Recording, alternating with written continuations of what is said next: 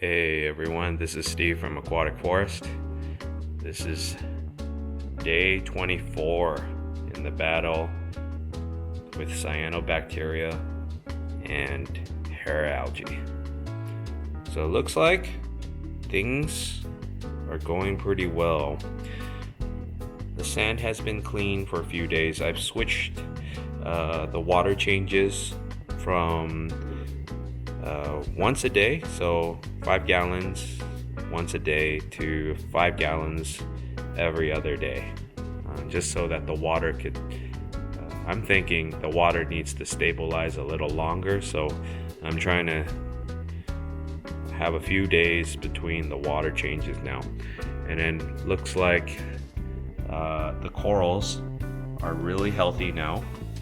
You can see tentacles are always out now for the pectinia. Green star polyps are growing.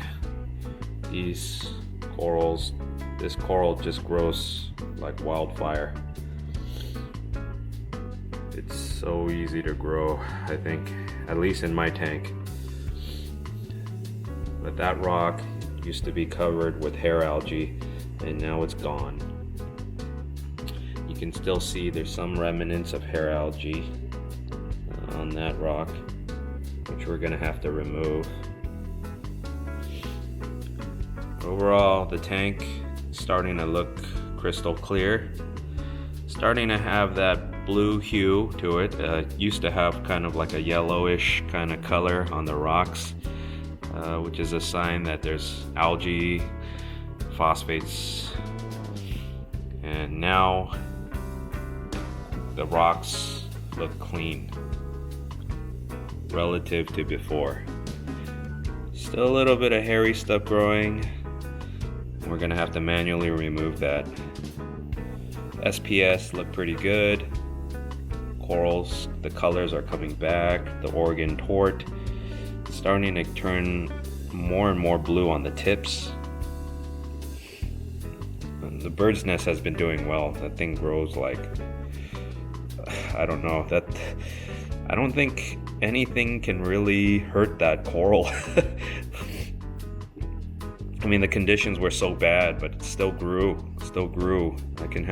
I just have to say that is truly a good beginner SPS coral. Same with that, the bird of paradise, the ORA bird's nest. That guy has been growing too. I actually made 2 frags during this time out of that. It's still small, but just the branches were growing in the wrong direction. Some reason, like at the base of this coral, it's growing branches out, and I wanted to cut it because I didn't want to see branches come out at the base. You can still see like the bottom still has branches sticking out. It's kind of weird. And the tabling acro, the tips are getting green. Not even sure what color it should be, but I guess it's changing. It's getting some color. And I like how it's kind of grown like a peace sign. Peace. Just turned on the light, so the Euphilia haven't expanded yet, but looks like, yeah, maybe, I think, so in the back there's this torch coral. It just fell on the sand. I just picked it up, and looks like the head split. Now I have 2 heads.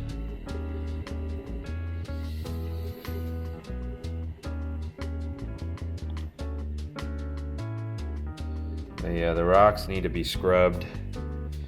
I think we're gonna have to resort to that because the algae just won't die. We have to remove it manually, which I'm all for. If they don't grow back, looks like it's growing back slower now, so I think that's a good sign. So what I like to do is literally take an older toothbrush and just go in there and get it.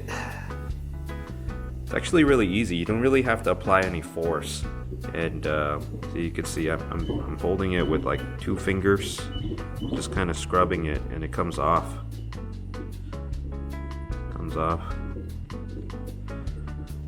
Just kind of go around and hit the places where I see have the algae.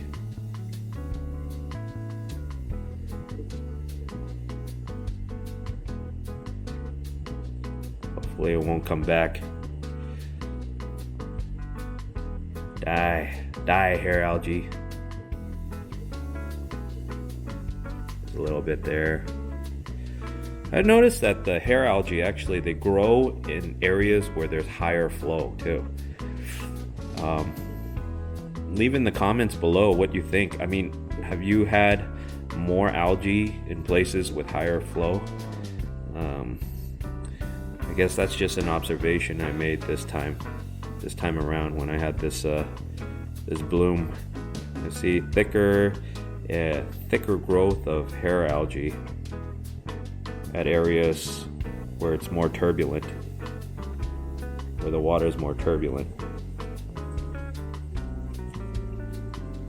You can see I have the MP40 in the back. It just shoots up at this glass, and then it creates a little bit of a wash, like a flow in this area. So I see a lot more growth here, but like over here where there's less flow, I don't see much hair algae.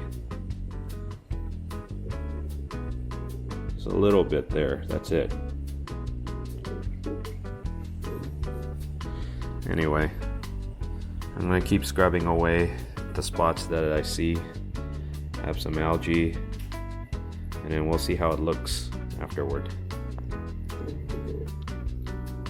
Alright, so we're done scrubbing, and as you can see, did a good amount of damage.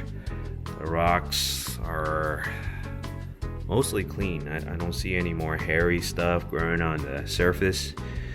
Did knock a few corals over. There's a bunch of remnants of hair algae floating all over. What you want to do at this time is it's not much you can do, except I do have a filter sock, so I do want to clean that up after the water clears up. So because you don't want any of that hair algae, because you don't want it floating around and you know, grabbing onto the rocks. Unfortunately, some of it will grab onto the rocks, so you have to keep scrubbing if it does grab onto the rocks and start growing on there again. But yeah, you want to clean the filter sock of hair algae so it doesn't seed somehow in your tank somewhere. Sometimes I guess if your filter sock, I mean, it's porous, so if it could somehow seep through the cracks, seep through the holes in the filter sock, can come back into the tank, and that would be bad news. But for those of you who wonder how to get rid of cyano, I have a video too about getting rid of cyano even in freshwater tanks. We have the same problem in saltwater tanks, and my friends that I've talked to, sometimes it takes them years to get rid of cyano, or it just won't go away. But literally what you have to do to get rid of cyano and hair algae is you really have to put on some elbow grease and come up with a plan to get rid of it. It's a schedule that you have to keep up, and at the end you literally have to scrub if you have to. If the nutrient levels are high, or if there's any nutrients, the chances are the algae will absorb it first before any other organism. And so you want to make sure you remove the hair algae and cyano before it could grow or grow bigger. And literally at the end, there's still going to be some hair algae on the rocks. And it looks like the tangs won't eat hair algae. I read somewhere that it could be a little bit toxic, so that's why it doesn't want to feed on it. But if you do have a tang that will eat it, then great. You probably wouldn't have that problem. And it could probably take care of the rest of it that grows on the rocks, but this guy just won't eat it. So I have a Scopus tang, and he has no appetite for hair algae. So yeah, like these days, this is day 24, and yeah, I'm just doing water changes every other day, and sometimes I take a toothbrush and scrub the rocks when I see some hair algae, and it looks like hair algae is receding. There's less and less, so hopefully one day, hopefully in the next week, we'll have no more hair algae. Thanks everyone for tuning in on this episode. Hopefully we'll have no more hair algae the next time you see this tank. Alright guys, this is it. Please like and subscribe. See you next time.